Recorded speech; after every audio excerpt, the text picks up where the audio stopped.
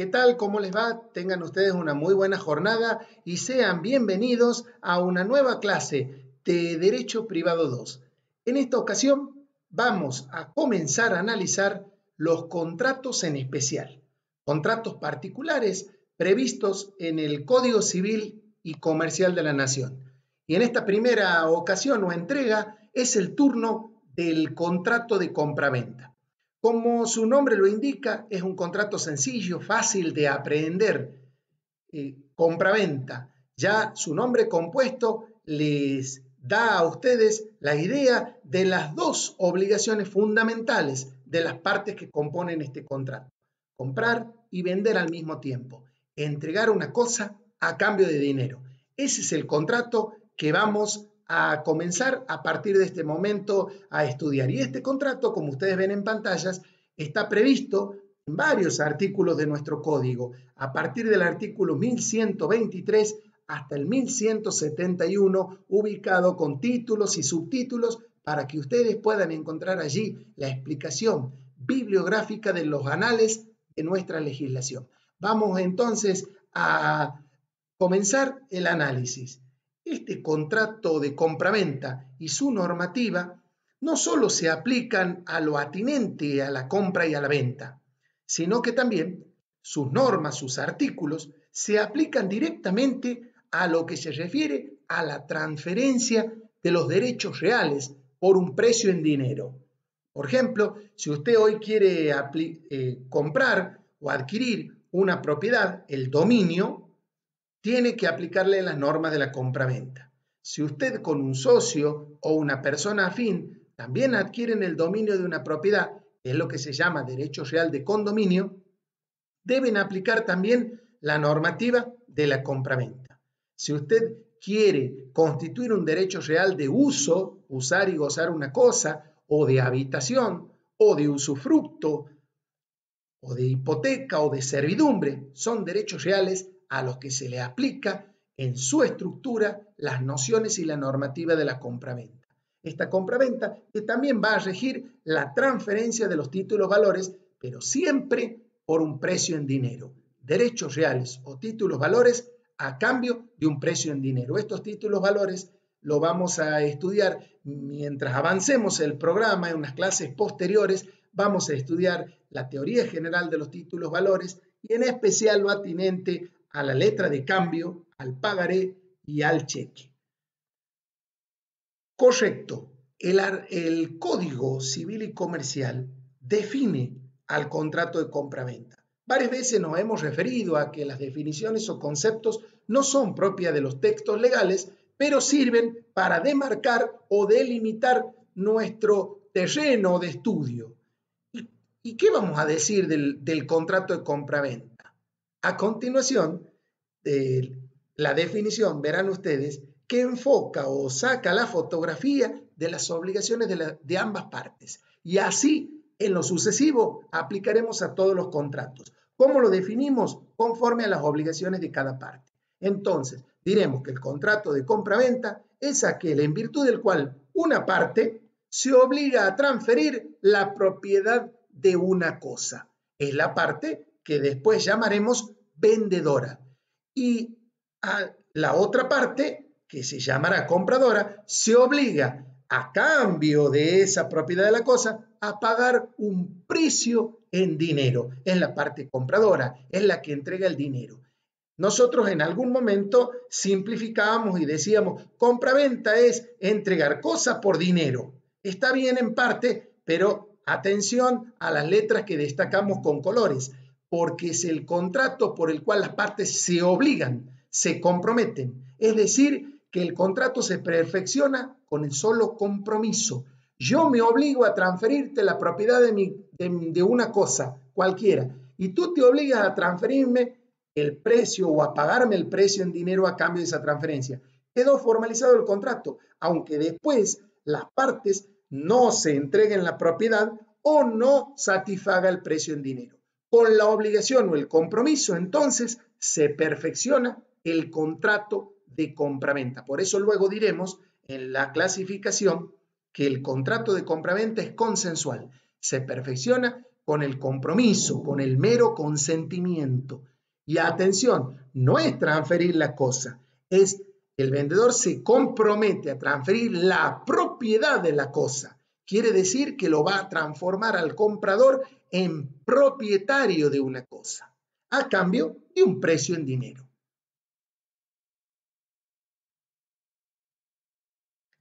Vamos a brevemente a pasar ligera revista con otros contratos. ¿Qué diferencia tenemos entre el contrato de compra-venta con los restantes contratos? Por ejemplo, con el contrato de obra, con el contrato de permuta, con la donación y con la locación, a los que supletoriamente, o sea, en forma subsidiaria, estos contratos también le vamos a aplicar la normativa de la compra-venta. Son contratos que están en el Código Civil y Comercial, que tienen su normativa particular y propia, pero que en subsidio, cuando le falte alguna normativa, le aplicaremos la compra-venta. El contrato de obra es aquel en virtud del cual una parte encomienda la realización de, como su nombre mismo lo indica, de un trabajo, de una obra particular, de un servicio, puede ser de un suministro, a cambio, ¿no es cierto?, de dinero.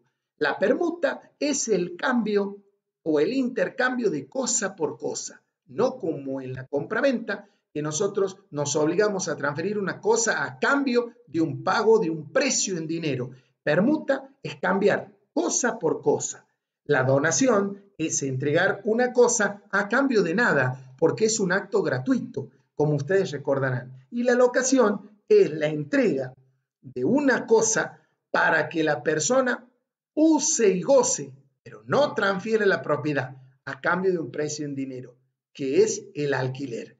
Ahora bien, cuando hablamos de un contrato de obra y una persona encomienda a otra una obra y le paga un precio en dinero, aplicaremos las nociones de la compra-venta. Pero si una persona encomienda a otra una obra y para esa obra le proporciona los materiales, pues entonces vamos a aplicar las disposiciones del contrato de obra.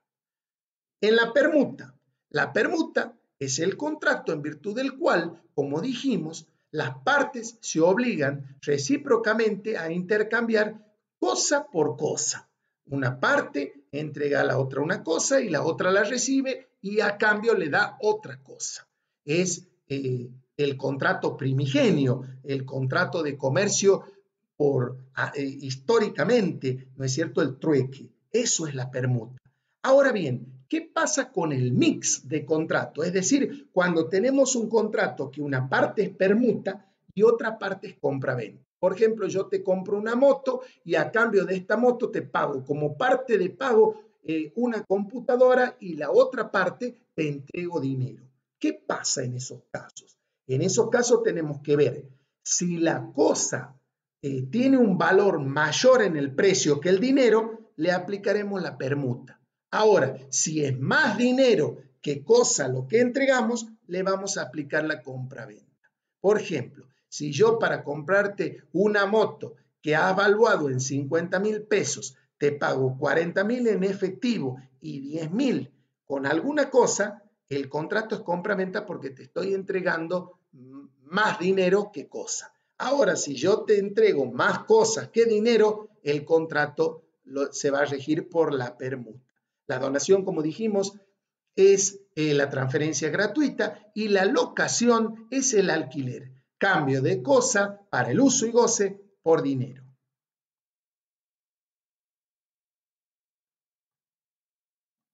Como ustedes pueden ver en pantalla, estos son los institutos que estamos estudiando.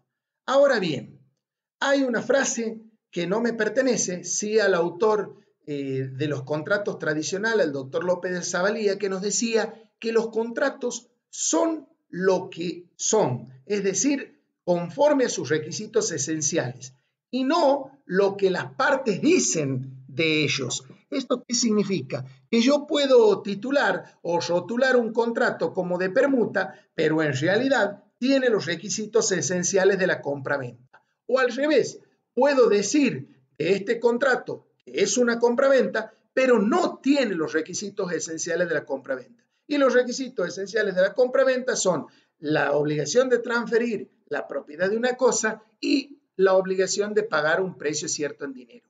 Por eso es que ponemos esta frase: los contratos son, lo que demuestran sus requisitos esenciales y no lo que las partes dicen de ellos. Esto está en el Código Civil y Comercial. ¿Cuáles son los elementos de este contrato de compraventa? Esta va a ser, por cierto, nuestra hoja de ruta, por donde vamos a transitar nuestra clase. El primer elemento es la transferencia de la propiedad de una cosa. ¿A cargo de quién? Del vendedor. El vendedor se compromete a investir al comprador en propietario de la cosa que le va a transmitir. Esto pone el sesgo el nuevo Código Civil y Comercial, porque en el Código de Comercio derogado más estudiábamos la tradición, la entrega de la cosa, pero ahora el Código Civil unificado aclara no tanto el tema de la tradición, sino la transferencia de la propiedad. El segundo elemento que tenemos que estudiar es la cosa vendida o la cosa comprada, de acuerdo al lugar donde nos situemos en cuanto a las obligaciones de las partes se refiere. En tercer lugar, el elemento fundamental en la compraventa es el precio, porque si no hubiera precio, podemos estar ante una donación gratuita, obviamente, o ante una permuta, cambio de cosa por cosa. Y por último, vamos a ver algunas modalidades, algunas cláusulas que nos invitan este contrato de compraventa. Vamos a analizar entonces las partes. Acuérdense cuando vimos los contratos en general y habíamos definido a la parte no como la persona, sino como el centro de interés contrapuesto a otro centro de interés. Y en cada centro de interés debe haber por lo menos una persona humana o jurídica. Y aquí las partes están perfectamente bien diferenciadas. Por un lado tenemos una parte vendedora que se obligará a transferir la propiedad de una cosa y por la otra parte, el otro centro de interés es una parte compradora que va a recibir la cosa y va a satisfacer el pago del precio en dinero, es decir, va a pagar por ello un precio en dinero y obviamente se obligará a recibir la cosa. Por lo menos debe haber un vendedor y un comprador para que nazca este contrato. Recordemos que a estas partes le aplicábamos las nociones de las incapacidades, de las inhabilidades, que tiene que ser mayor de edad, etcétera, etcétera. Y también recordemos la libertad contractual. Las partes, como dijimos en los contratos en general, son libres de contratar o de no contratar y son libres de imponerle el contenido al contrato. Por lo tanto, nadie está obligado a vender, salvo o excepto que se encuentre sometido a la necesidad jurídica de hacerlo. Yo no estoy obligado a vender, usted tampoco, pero claro, cuando hay una obligación legal o jurídica, tenemos que vender. Por ejemplo, el Instituto de la Expropiación, que lo habrán estudiado ustedes en Derecho Constitucional. Perdón, seguimos. Vamos ahora a clasificarlo al contrato. Recuerden la clasificación de la parte general, donde habíamos establecido parejitas de clasificaciones y que la íbamos a aplicar en todos los contratos en especial que estudiemos. Pues bien, vamos a dar 6 o 7 clasificaciones de la compraventa. En primer lugar, diremos que es bilateral. ¿Por qué bilateral? Porque, como vimos, genera obligaciones para las dos partes. La vendedora va a transferir o se obligará a hacerlo la propiedad de una cosa y la compradora va a pagar por ello un precio en dinero. Consensual, como dijimos, las partes no es que entregan, sino se obligan a entregar. Nace por el solo consentimiento de las partes. No es un contrato real. Ya prácticamente en el Código Civil y Comercial no han quedado contratos que se perfeccionen con la datio rei, es decir, con la entrega de la cosa, sino se perfeccionan con el consensus, con el consentimiento, con el compromiso. Yo me comprometo a venderte, tú te comprometes a pagarme, nació el contrato. Es un contrato, en tercer lugar, no formal, porque podemos elegir cualquiera de las formas, porque la ley no nos impone una determinada forma para perfeccionar el contrato, salvo, claro está, cuando se traten de cosas inmuebles o cosas muebles registrables, donde la ley ahí sí nos impone una forma. El contrato es conmutativo por oposición a lo aleatorio que veremos en otro. ¿Por qué conmutativo? Porque cuando nace este contrato están determinadas las obligaciones de las partes, ciertas y determinadas obligaciones. Sabemos que el vendedor se va a obligar a transferir la propiedad de la cosa y el comprador a pagar por ello un precio cierto en dinero. Y de entrada sabemos qué cosa y por lo general estamos en condiciones de saber que hay un precio determinado o determinable y que no dependen de un acontecimiento futuro e incierto, como puede ser el contrato de juego y apuestas, que yo apuesto un número o un conjunto de números. Aquí no depende de eso.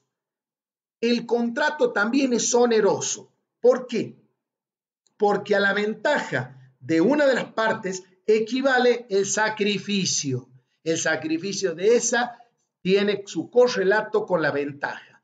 Por ejemplo, yo soy vendedor, me obligo a transferir la propiedad de una cosa a cambio del dinero que voy a recibir. Usted, comprador, se obliga a pagar el precio a cambio de la propiedad de la cosa que va a recibir. Es decir, ambas partes obligadas ven ventajas y en sacrificios. Es un contrato oneroso por oposición a la donación que ante el sacrificio de una de las partes solamente tiene la ventaja de la otra que no se sacrifica. Contrato nominado. ¿Por qué nominado? Porque como lo dijimos de entrada, es un contrato que usted lo va a encontrar previsto y estipulado en el Código Civil y Comercial de la Nación. Y todo lo que estamos diciendo están previstos en sus artículos. Y desde luego aprovechamos para decir qué es el contrato madre de los otros contratos. Porque si no encontramos normativa para los otros contratos, tendremos que aplicarle supletoriamente lo que rige en el contrato de compraventa, como ya dijimos, al aplicársele a los otros contratos. Por eso decimos que es el contrato líder o el contrato madre. También este contrato puede ser instantáneo, que por lo general lo es, cuando las prestaciones se agotan en un acto, o puede tener tracto sucesivo cuando se prolonga en el tiempo.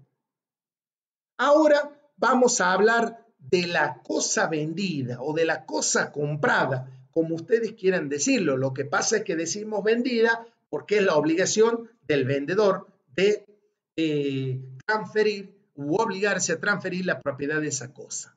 ¿Qué podemos decir de la cosa? Vamos a hablar de que el objeto de estos contratos, la cosa, tiene que tener los requisitos del objeto de los actos jurídicos. Es decir, que la cosa, para que pueda ser un objeto del contrato de compraventa, debe ser lícita, posible, determinada o determinable, ¿no es cierto? No contraria a las buenas costumbres. Entonces, ahí hablaremos de las cosas que pueden estar en la actividad económica. Son los objetos de los actos jurídicos. Y nos vamos a referir a estas tres clases de situaciones que regula el código. Una cosa que ha dejado de existir, una cosa que aún no existe, que es futura, y una cosa ajena. ¿Pueden ser objeto de los contratos? Veremos que sí. Ya lo vamos a ver. En primer lugar, vamos a estudiar la cosa cierta y determinada que ha dejado de existir. ¿Será parte en un contrato? ¿No será? ¿Ha perecido? ¿Se ha destruido? ¿Nunca existió? ¿Podemos decir que estas cosas pueden ser objeto de los contratos? Si yo te vendo un automóvil y me lo traen en camino, pero ese automóvil se incendió o lo robaron, ha dejado de existir, ¿qué podemos hacer? Vamos a ver. Si la cosa ha dejado de existir en el momento de perfeccionarse el contrato, es decir, antes o al momento de la aceptación, ese contrato no produce efecto alguno. Si la cosa ha dejado de existir en parte, o sea, parcialmente, vamos a depender de la voluntad del comprador. ¿Por qué? porque el comprador puede aceptar parcialmente la cosa y decir, bueno, acepto esta parte de la cosa, pero puedo reclamar como comprador la reducción del precio. Tú me habías dicho que me ibas a traer en venta una computadora, todo un equipo con la impresora y demás, pero resulta que solo me traes la impresora, no la computadora. Está bien, acepto parte de la cosa, pero pido una reducción de precio. Muy bien. Ahora bien, cuando la cosa ha dejado de existir, el comprador puede asumir el riesgo de que la cosa exista o no exista al momento de celebrar el contrato. Puede el vendedor pedirle o el comprador asume este riesgo en este caso. Obviamente que si el comprador asume el riesgo de la pérdida de la cosa, nada podrá reclamarle después al vendedor cuando haya perecido la cosa, ¿no es cierto?, por caso fortuito, por fuerza mayor, salvo culpa del vendedor. Ahora bien, el vendedor no puede exigir el cumplimiento del contrato si sabía de antemano que la cosa ha sido dañada o ha perecido. No puede exigir el cumplimiento del contrato si sabe el vendedor de antemano que la cosa ha perecido o ha sido dañada. Cosa futura. ¿A qué llamamos cosa futura? La cosa futura es la que hoy, al tiempo del contrato, no existe, pero puede llegar a existir. Es decir, está sujeta a una condición suspensiva. Por ejemplo, cuando te vendo la cosecha de una siembra realizada a la fecha. Hoy tenemos un sembradío, mas no frutos cosechados. ¿Podemos llegar a tenerlo o no? Bueno, muy bien, el contrato va a estar sujeto a una condición suspensiva. ¿Qué quiere decir condición suspensiva? Quiere decir que si la cosa existe, el contrato nace. Si la cosa futura no llega a existir, el contrato no va a producir efectos, no va a nacer, como es el caso de las cosechas. Ahora bien, el vendedor debe cumplir todas las obligaciones y realizar los trámites y gestiones pertinentes para que llegue a existir la cosa. El vendedor se compromete entonces a ello y el comprador va a asumir voluntariamente el riesgo de que la cosa exista o no exista. No está obligado el comprador a asumir el riesgo, pero voluntariamente puede comprar la cosa asumiendo el riesgo de que llegue a no existir a posteriori. El tema de la cosa ajena, nosotros ya lo habíamos visto en el contrato general. Vender una cosa ajena es totalmente posible en los contratos y en la teoría general. La cosa ajena es la que no pertenece, no es propiedad del vendedor. Ahora bien, hay tres posturas que puede asumir el vendedor, recordemos la parte general, con consecuencias dispares. En primer lugar, el vendedor no garantiza el éxito, entonces solamente se compromete a realizar gestiones. Es como que yo te diga, mira, voy a hacer lo posible en conseguirte tal propiedad. No es mía, pero voy a hacer todas las gestiones inherentes a ello.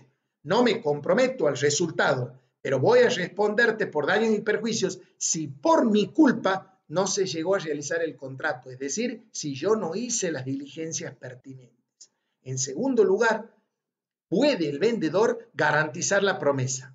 Más allá de la culpa o no, el vendedor, si no cumple la promesa de que vos, comprador, adquieras una cosa ajena, el vendedor va a tener que responder por daños y perjuicios.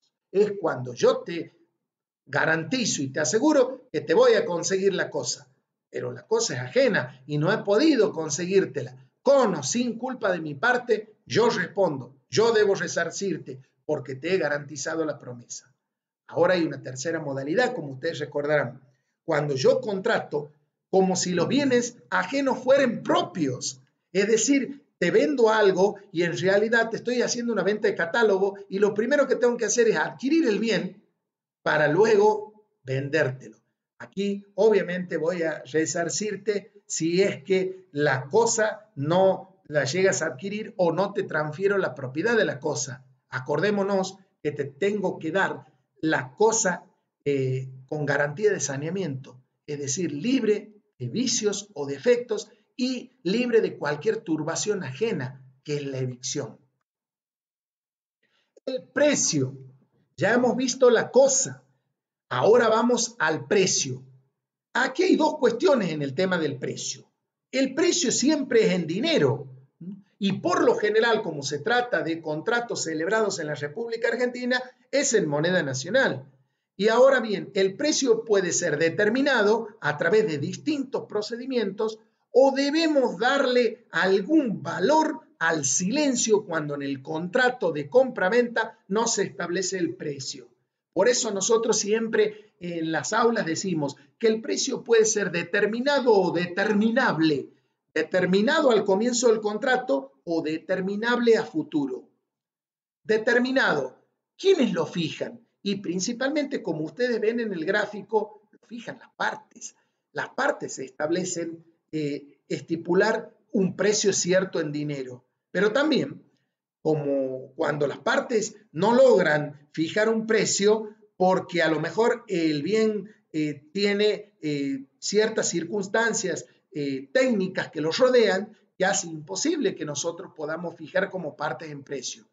Podemos convocar y designar un tercero, que puede ser un técnico, un perito, un agrimensor, un ingeniero. Es el arbitrio de un tercero. Ahora bien, si no designamos ese tercero o si ese tercero no acepta la encomienda de fijar el precio o si ese tercero se muere, quien va a terminar fijando el precio es el juez. Es decir, que cuando el tercero no puede, no acepta o no determina el precio, la evaluación o el precio lo va a fijar el juez en un juicio, en un procedimiento. En tercer lugar, la determinación del precio puede seguir un procedimiento para fijarlo. ¿Qué es eso de procedimiento para fijar el precio? Es el valor referencial. Por ejemplo, yo te voy a cobrar por una cosa lo que hoy salgan tantos litros de combustible o lo que hoy cueste la bolsa de cemento en un corralón X. Es decir, que a través de este nuevo Código Civil y Comercial podemos referenciar el precio de una cosa a otras cosas, al valor de otras cosas. Y cuando las partes no hubieran fijado el precio en el contrato y hagan silencio sobre el mismo, aquí tenemos que llamar, señores, a los usos, prácticas y costumbres que vengan a integrarnos este vacío, que vengan a ser fuente del derecho. Acuérdense que los usos eran considerados fuente del derecho cuando las partes lo llamaban o en situaciones no regladas legalmente. Este es el caso. En caso de silencio, vamos a ponerle el precio que el uso del tráfico mercantil lo dispone. Y ahora llegamos a la médula del contrato, las obligaciones de las partes. ¿A qué se obliga el vendedor y a qué se obliga el comprador? Primeramente, el vendedor tiene dos obligaciones fundamentales. Y de aquí, ustedes ven el cuadro, van a desmembrarse las demás. El vendedor se obliga a transferir la propiedad y a entregar la cosa. Transfiere la propiedad ¿de qué? De la cosa y de todos los accesorios de la cosa. Si yo te vendo un auto, te tengo que vender todos los accesorios del auto. Y además, te tengo que transmitir los instrumentos para que vos ejerzas el derecho de propiedad, el certificado de garantía, el título y demás. Y dentro de esos instrumentos que el vendedor deberá entregar al comprador, se encuentra nominada en el Código Civil y Comercial la factura de compra. La factura es, como ustedes sabrán, un documento contable, primeramente un documento comercial o mercantil que el vendedor le entrega al comprador donde se detalla la compra, se detalla el bien comprado, la cantidad, el precio unitario, el precio total y algunas otras características que la disciplina impositiva lo impone al tema de la factura. Es obligación del vendedor entregarle la factura de compra al comprador. Ahora bien, ese comprador, una vez recibida la factura, y esto es muy importante que lo tengan presente para la vida, para la práctica, el comprador, luego de recibida la factura, tiene 10 días corridos para impugnarla, para observarla. Una de las observaciones es, señor, usted me dio la factura, pero no me dio la mercadería. Usted me cobró mal, usted consignó mal en la factura. Cualquier tipo de observación o impugnación, como lo ven en el cuadro, tiene 10 días. ¿Qué pasa si el comprador dentro de los 10 días no ha observado la factura? Se la tiene por aceptada la factura y por ende a la operación de la compraventa que registra la factura. Entonces, para evitar consentir la factura y la operación de compra, tenemos que observarla o impugnarla. ¿Cómo? Por escrito, por una nota, por internet, de acuerdo a cómo hayamos hecho la compra.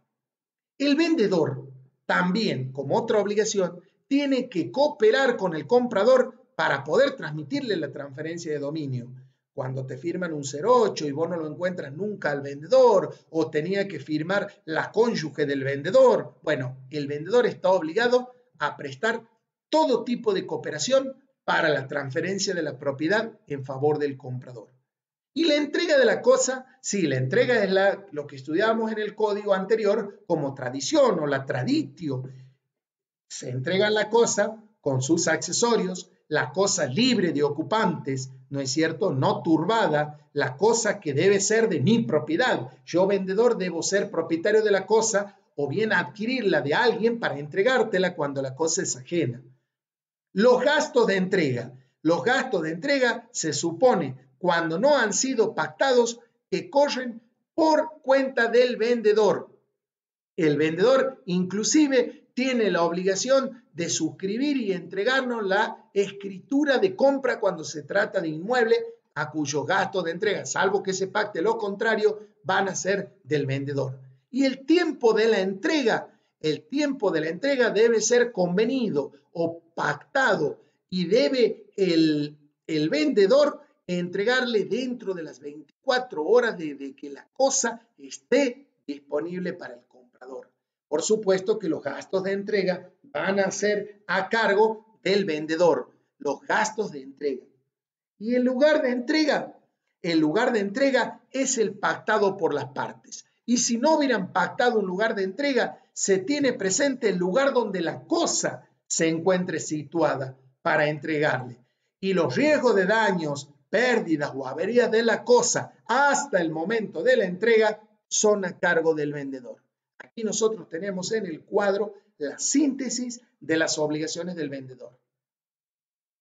Seguimos con las obligaciones de las partes y ahora le toca el turno al comprador. El comprador tiene dos obligaciones fundamentales: obligarse a pagar el precio y obligarse a recibir la cosa.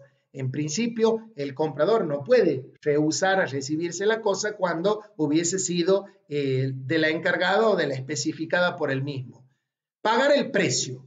¿Dónde y cuándo? En el lugar y en el tiempo pactado. Muy bien, en el lugar o en el tiempo pactado, o bien en el domicilio donde se encuentre la cosa o en el domicilio del vendedor. Si nada se pacta en cuanto al precio, la ley supone que el pago es de contado. Atención, no confundir el medio de pago de contado como un pago en efectivo. El pago de contado significa un solo pago a través de distintos medios: efectivo, tarjeta de crédito, débito, lo que fuere, pero es un solo pago, no en cuotas. Lo de contado es opuesto al pago en cuotas o a crédito. Recibe la cosa, tiene la obligación de realizar todos los actos que le sean pertinentes para encontrarse en poder de la cosa. También tiene que recibir los documentos que acrediten la propiedad de la cosa y pagar todos los gastos que sean necesarios para recibir la cosa, desde el lugar donde se encuentre la cosa hasta el lugar del domicilio del comprador. Modalidades de la compraventa. A veces la compraventa en nuestro contrato adquiere ciertas modalidades. ¿Cuáles son estas tres modalidades que vamos a estudiar?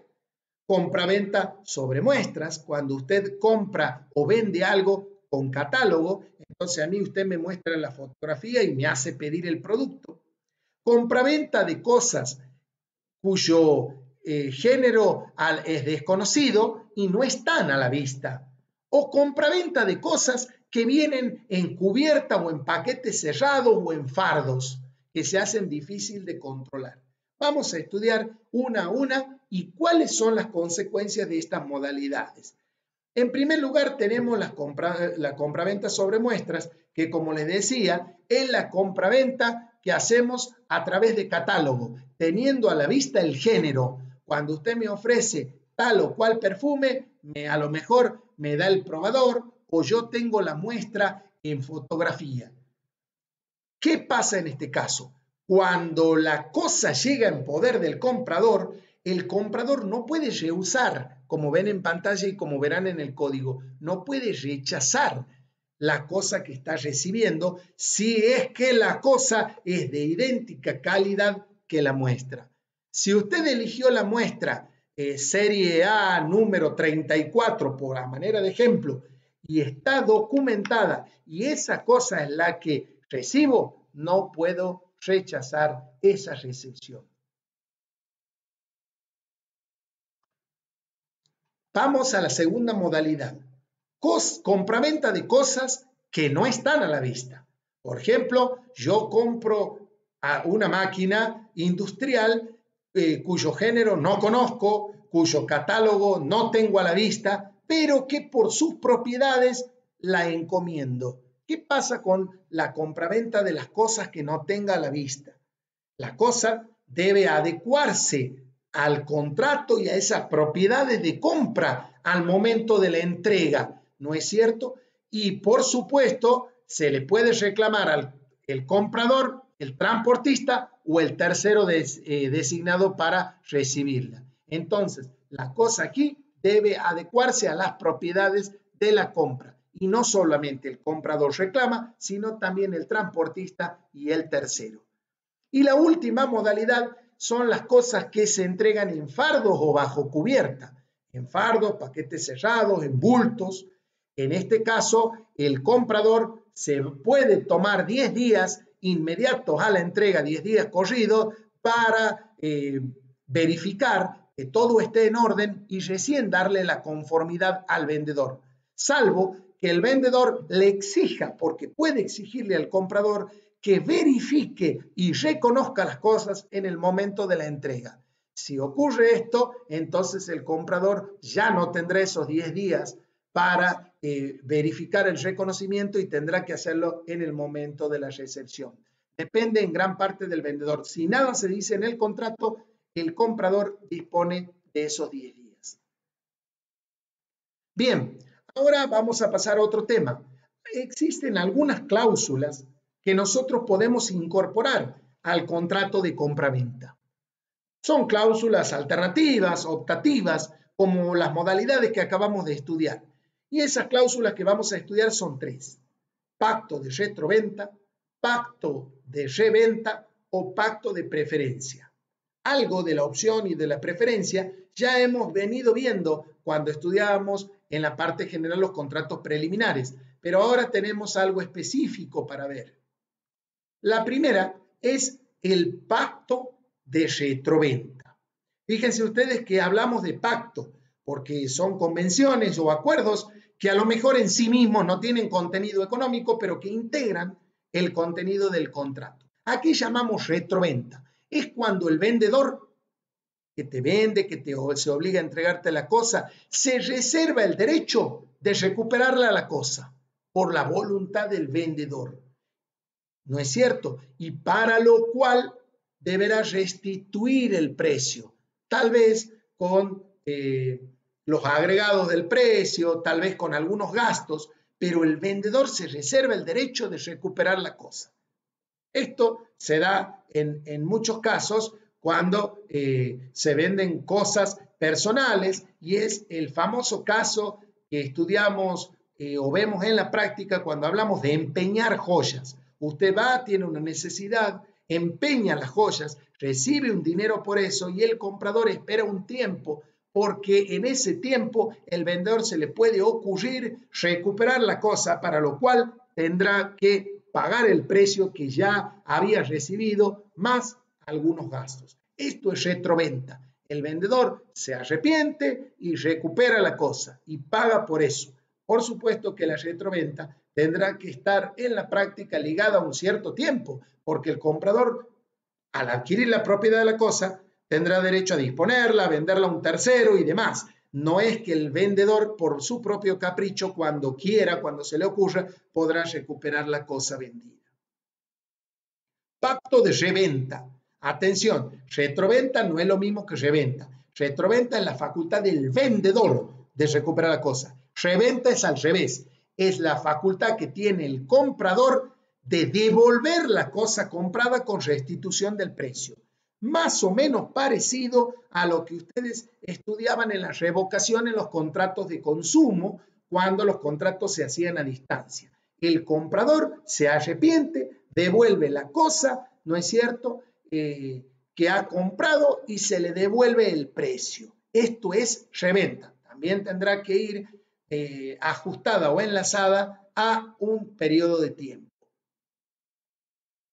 El pacto de preferencia. ¿Qué significa? Que si el comprador decide algún día vender la cosa que le ha comprado al vendedor, antes que a cualquiera debe ofrecerle la cosa al vendedor. Esto es lo que significa opción o pacto de preferencia. Como dice en pantalla, el vendedor tiene derecho a recuperar la cosa que ha vendido con prelación, con preferencia a cualquier otro adquirente, sí y solo si el comprador decide enajenarla. Por ejemplo, yo te compro a vos un celular y vos tienes pacto de preferencia. El día que yo quiera venderlo al celular, primero que te lo tengo que ofrecer es a vos, porque vos como vendedor tienes pacto de preferencia. Espero hayamos comprendido y si no, cualquier cosa en las consultas o en los mails me pueden consultar de estas cláusulas de retroventa, de reventa y de preferencia. Vamos a hablar brevemente ahora de la compraventa de inmuebles. Como ustedes saben, los inmuebles o bienes raíces son cosas que están adheridas al suelo, con, ¿no es cierto?, ciertas adherencias de cosas muebles que también se incorporan por adhesión a los inmuebles. Cuando la compraventa es de inmueble, se debe celebrar por escritura pública, es decir, son contratos formales solemnes. Por escritura pública se debe otorgar la posesión del bien inmueble y además se debe inscribir esa escritura pública en el registro de la propiedad inmueble. Esos 3 pasos debemos dar cuando se trata de compraventa de inmuebles. Por eso habremos estudiado en privado 1 las nociones del título y el modo. El justo título y el modo, en este caso es la posesión y además la inscripción en el registro de la propiedad inmueble. No obstante eso, las partes, a manera de contrato preliminar, pueden hacer un boleto de compraventa. El boleto de compraventa no es la escritura, es un instrumento privado particular y ese boleto de compraventa es aquel contrato donde las partes se obligan, como en los preliminares, a realizar una escritura pública. Ahora bien, ese boleto de compraventa de los inmuebles tiene prioridad sobre el derecho de terceros. Es decir, si yo a usted le vendo por boleto mi casa, quiere decir que usted su compra va a ser prioritaria a la de un embargo o de garantía de un tercero, solamente si usted, comprador, me ha contratado conmigo y yo soy titular registral. Y solamente si usted pagó como mínimo el 25% del valor del precio antes de la cautelar. La cautelar es la medida de garantía forzosa, por ejemplo, del embargo. Solo en estos casos el boleto de compraventa tiene prioridad sobre cualquier acreedor o derecho de terceros. Además, el boleto debe tener fecha cierta y además entregar la posesión del bien. Estimados, con esto damos por finalizado a nuestra clase del contrato de compraventa. Nos estaremos viendo la próxima con los contratos de representación. Que tengan ustedes muy buena jornada hasta entonces y muchas gracias.